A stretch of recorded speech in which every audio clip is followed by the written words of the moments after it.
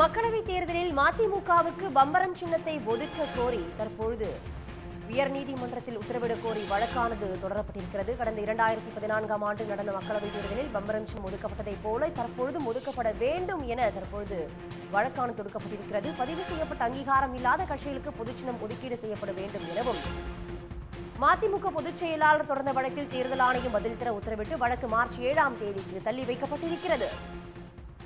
இது பற்றி விரிவான தகவலை தர காத்திருக்கிறார் சிறப்பு செய்தியாளர் ரமேஷ்குமார். இந்த வழக்கு தொடர்பான முழு விவரங்கள் என்ன? சென்னை உயர்நீதிமன்றத்தில் ஏற்கனவே தமிழ் மாநில காங்கிரசுக்கு சைக்கிள் சின்னம் ஒதுக்க வேண்டும் என்று தொடரப்பட்ட வழக்கில் அது குறித்து தேர்தல் ஆணையம் பரிசீலிக்க வேண்டும் என்று சென்னை உயர்நீதிமன்றம் உத்தரவிட்டிருந்தது. அதே போலத்தான் தற்போது மதிமுகவும் வழக்கு தொடர்ந்திருக்கிறது.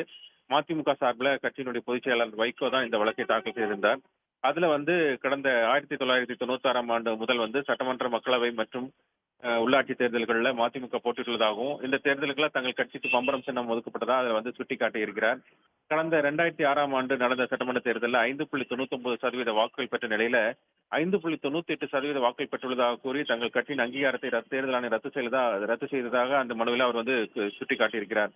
இதன் பின்னர் கடந்த 2014ஆம் ஆண்டு நடந்த மக்களவை தேர்தலில் பம்பரம் சின்னம் ஒதுக்கப்பட்ட நிலையில வரக்கூடிய அந்த மக்களவை தேர்தலிலும் பம்பரம் சின்னம் ஒதுக்க வேண்டும் என்று கோரிக்கையுடன் தேர்தல் ஆணையத்துக்கு மனு அனுப்பியுள்ளதாக தெரிவித்திருக்கிறார்.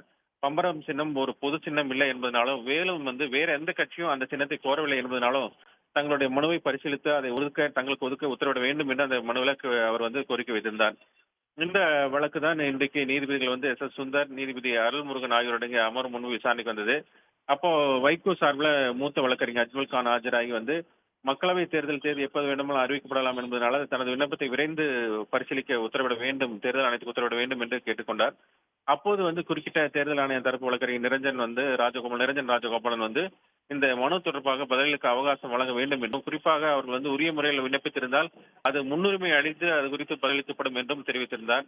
இதையடுத்து மதிமுக மனுக்கு பதிலளிக்கும்படி தேர்தல் ஆணையத்துக்கு உத்தரவிட்ட நீதிபதிகள் பதிவு செய்யப்பட்ட அங்கீகாரம் இல்லாத கட்சி வேட்பாளர்களுக்கு பொது சின்னம் ஒதுக்கீடு செய்வது தொடர்பான பிரிவின் கீழே விண்ணப்பத்தை மதிமுகவுக்கு அளிக்க, அதாவது அந்த பிரிவின் கீழே விண்ணப்பம் அளிக்கும் மதிமுகவுக்கு அனுமதி அளித்து உத்தரவிட்டிருக்கிறார்கள்.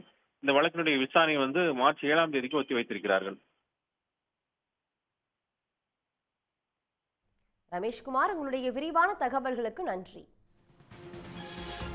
உடனுக்குடன் செய்திகளை தெரிந்து கொள்ள சன் நியூஸ் பெல் ஐகானை கிளிக் பண்ணுங்க.